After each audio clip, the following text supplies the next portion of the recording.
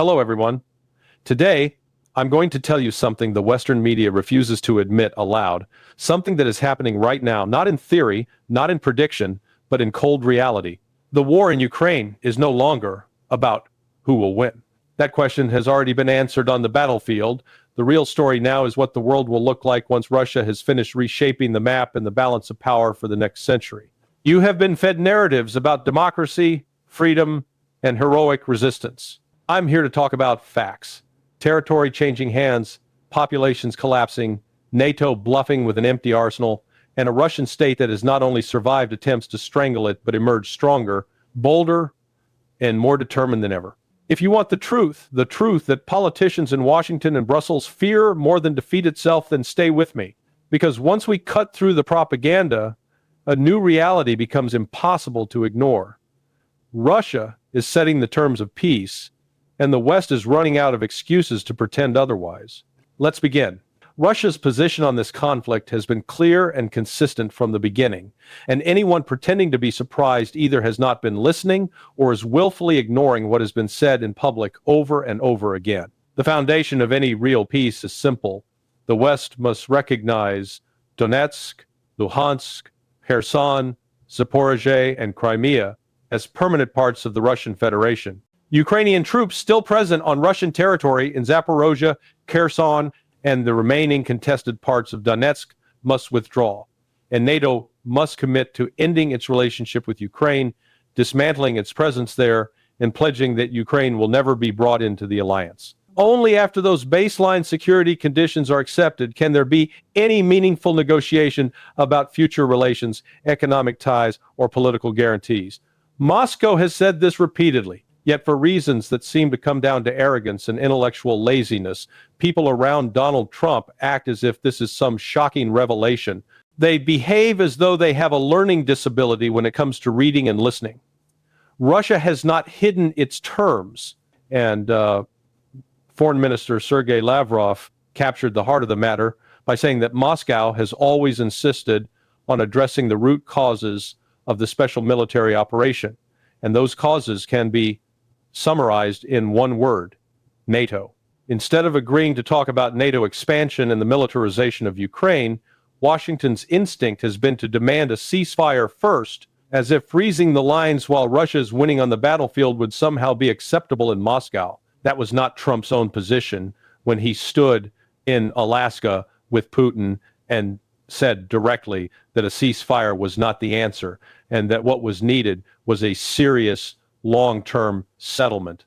In that moment, he was actually closer to the Russian view than many in his entourage are today. Russia is not going to accept some Kellogg-style fantasy about a permanent ceasefire in place while NATO infrastructure remains on its doorstep. Russia is advancing, concentrating forces in ways it has not done in the first 2 or 3 years of the conflict, and it will not halt that momentum just so Western politicians can buy time and claim a diplomatic win for their domestic audiences. What has changed is not Russia's position, but the failure of the Trump team to internalize what has already been said in Alaska, in Moscow, and in countless briefings by Putin, Lavrov, Peskov, Zakharova, and others. I once imagined that we might see something more constructive. Meetings, perhaps, in Budapest where ambassadors would be named, diplomatic relations upgraded, U.S. property seized unlawfully in Russia returned, direct flights restored between Moscow and New York or Washington, travel bans lifted, normal consular services resumed so that Americans could get visas without waiting forever, and basic financial services like an American Express card working in Moscow brought back online. Trump could have initiated almost all of that with a few phone calls. It would have been a low-cost, high-impact signal that Washington was serious about stabilizing relations. Instead, he missed that opportunity, and Russians I have spoken with have expressed real disappointment that such obvious first steps were not even attempted. The U.S. Embassy in Moscow is a vast, impressive building with only a handful of people working in it. That emptiness is a symbol of how badly Washington has mishandled the relationship. We see the same pattern of distortion in how Western media cover Russia's broader diplomacy. Deputy Foreign Minister Sergei Ryabkov had to go out and bat down sensational rumors about secret deals over Venezuela in the run-up to a now-canceled Trump-Putin summit in Budapest. He rightly described the speculation as fake news, driven by a press corps that thrives on drama instead of facts. He reiterated that Russia is strengthening ties with Venezuela openly and within normal government channels, not cutting clandestine bargains behind closed doors. From Moscow's perspective, there was nothing mysterious about it, just another manufactured media frenzy around what was billed as Trump's most ambitious peace effort yet, right up until the Kremlin announced there would be no meeting. None of that surprised me. It was just another example of Washington claiming it wants peace while failing to do the basic work required to achieve it. This pattern goes back at least to December 2021, when Russia presented a clear, written set of proposals to the Biden administration that would have addressed NATO expansion, missile deployments, and security guarantees. That proposal was rejected out of hand. When I spoke personally with Ryabkov in Moscow in December 2023, he lamented the near-total breakdown of communication between Russia and the United States. Since then, there has been some improvement, at least at the technical level. Moscow acknowledges that lines are now open to the State Department, the Secretary of State, and the White House. But talking is not the same as listening. Trump and his team still think they hold leverage they can use to coerce Putin, as if Russia were on the brink of collapse. They cling to tired talking points about the Russian economy being in ruins. That is nonsense. The Russians know what a collapsed economy looks like. They lived through it in the 1,990 seconds. Today, Moscow's streets are jammed, not with people lined up for fuel, but with workers driving home during rush hour. The reality on the ground bears no resemblance to the fantasy being pushed in Washington think tanks and cable news studios. The same superficiality infects Trump's approach to other conflicts, most notably Gaza. His so-called peace plan, there was pure performance art, a heavily choreographed summit full of guests, dignitaries, and photo ops, but conspicuously missing the two parties who actually had to live or die by any agreement, the Palestinians and the Israelis themselves. It was a wedding without a bride and groom, staged by in-laws who wanted the appearance of reconciliation without any of the substance. I wrote at the time that the ceasefire would be a hoax, and based on the track record of such arrangements, I guessed it might last a year at best. It did not survive even 3 weeks. We now have reports of an Israeli general admitting off the record that gangs, militias, and outright terrorists are being paid to stage provocations, even firing on Israeli forces to justify renewed offensives in Gaza. There are credible claims that these intermediaries are stealing food from starving Palestinians so that Israel can blame the locals and play the victim. This fits a long-standing pattern. In the early years, Hamas itself received support channeled by Israel to undermine more moderate Palestinian factions and sabotage any realistic peace process. What the Zionist establishment never fully anticipated was that these armed groups would be serious about their own national cause, willing to negotiate if possible, but ready to fight if necessary. 2 years of massive Israeli military advantage have failed to disarm Hamas. Once again, Trump's role in all of this is to provide spectacle, not substance. This theatrical style carries over into the debate over Tomahawk cruise missiles. In my recent time in Russia, speaking with senior political figures, military officers, and legislators, I was struck by how serious their concerns are about the possible deployment of Tomahawks to Ukraine. Even though the nuclear warheads once associated with these systems were dismantled under the INF Treaty, and I have seen no evidence that the United States has reversed that process, Russian officials cannot simply assume that Washington will honor past commitments, especially when Trump's personal behavior has been so erratic, full of reversals, lies, and sudden policy flips. From Moscow's vantage point, the introduction of Tomahawks into the theater would not just be another escalation, it would cross a bright red line. The strategic fear is not the immediate blast effect of a single missile, 300 pounds of conventional explosives, subsonic, capable of damaging symbolic targets like the Kremlin facade or Lenin's tomb, but irrelevant in terms of decisive military impact. The serious assessments show that it would take around 100 cruise missiles to destroy one major refinery. The United States does not have that kind of stockpile available to simply hand over. The deeper issue is precedent and perception.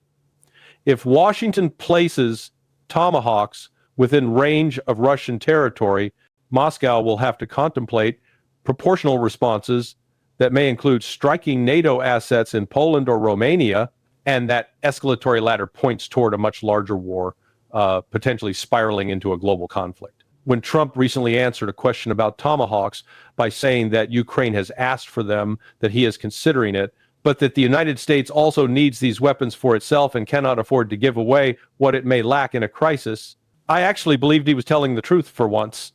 His own words implicitly acknowledge that inventories are not infinite, and that there are internal pressures pushing him both to arm Kiev and to retain enough capability at home. Russian officials I spoke with, including Maria Zakharova at the Foreign Ministry, understand Trump's personality quite well. They know he is full of bravado, that he bluffs, that much of what he says is for show. 90% of his rhetoric goes in one ear and out the other in Moscow. But the Tomahawk issue is in the remaining 10%. It is taken seriously, treated as a genuine red line, and viewed as a potential trigger for a profound deterioration in Russian-American relations, including the end of the fragile dialogue that still exists. Behind all of this, there is a more sordid driver of the conflict in Ukraine, the oligarchic structure propping up Zelensky's regime. In a detailed conversation with Vasily Vakharov, a former Ukrainian prosecutor, I was told in no uncertain terms that the real power behind Zelensky consists of oligarchs who have been stealing tens of billions of dollars, not just millions, siphoning off foreign aid for their own enrichment. Zelensky himself is being paid handsomely. It is the best acting job of his career. These oligarchs are the ones pushing to prolong the war as long as possible, because every month of conflict brings another inflow of Western money that can be skimmed and laundered through Baltic banks, shell companies, and offshore accounts. They were genuinely terrified that the proposed meeting in Budapest might actually happen and lead to real progress toward ending the war. A peace process would not just threaten their power, it would shut down their access to the U.S. peace. Taxpayer-funded trough that is currently financing luxurious lifestyles for a small circle of criminals. When you pay taxes in the United States, a portion of your money is being diverted to these people. It does not stay in Ukraine's treasury to rebuild schools or hospitals. It disappears into private pockets. Even Trump, in a moment of accidental honesty, recently acknowledged that Russia is going to retain territory it has fought for. When asked whether Putin might be willing to end the war without keeping any Ukrainian land, Trump replied that Russia is going to take something they have fought, they have won ground, and no serious nation wins territory in war just to hand it back and walk away. He contrasted that with the way the United States has fought in the Middle East, going in, blasting everything, then leaving with nothing to show for it, refusing even to keep the oil, which he said would have been the only rational move once the decision to invade had already been made. That remark about Russia retaining territory is striking because it is one of the first times Trump has publicly conceded the realist core of Putin's demands. Russia intends to liberate and permanently secure Russian-speaking, historically Russian regions that Kyiv has claimed as its own, while attempting to kill or expel the people living there. Moscow's updated position is even clearer. Putin and General Gerasimov have both indicated that if the West refuses the current negotiated offer, recognize the 5 existing Russian regions, remove NATO from Ukrainian territory, and accept permanent neutrality, then Russia will extend its control further. The next wave would likely include Kharkov in the north, Sumy, Poltava, Dnepropetrovsk, and Odessa in the south. My own assessment is that this war will continue until Russia has secured everything east of the Dnieper River, plus Kyiv itself and Odessa. When that happens, very little of the old Ukraine will remain as a viable state. Former Ukrainian Prime Minister Mykola Azarov told me directly that when he took office in 2010, Ukraine had a population of about 57 million. Today, he estimates it at roughly 20 million. That staggering decline is not being talked about in Western media, which prefers to pretend that life is normal for anyone not at the front.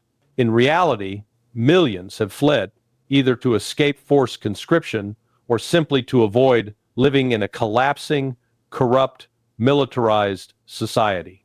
I have seen it in small ways as well. My own dentist left Ukraine 4 years ago. The man who repaired my refrigerator 6 months ago had only recently arrived from Ukraine. These personal anecdotes echo the larger demographic collapse that Western journalists refuse to acknowledge. In the end, the West can spin as many narratives as it likes, hold as many conferences as it wants, and stage as many faux peace summits as it can organize, but none of that will change the underlying realities. Russia has clear, non-negotiable security demands rooted in its history of invasion. It is winning on the battlefield and has the industrial and demographic capacity to continue. It is prepared to negotiate from a position of strength, but will not accept cosmetic deals that leave NATO's threat intact. The United States still has an opportunity to step back from escalation, to stop playing games with tomahawks and ceasefires, and to recognize that the longer it fuels this conflict, the more territory Kyiv will lose, and the more Ukraine as a state will shrink or disappear. The oligarchs in Kyiv may want the blood money to keep flowing, but Russia is prepared to end this war on its terms, diplomatically, if possible, militarily, if necessary, and the trajectory of events suggests that, one way or another, those terms will define the new reality on the ground.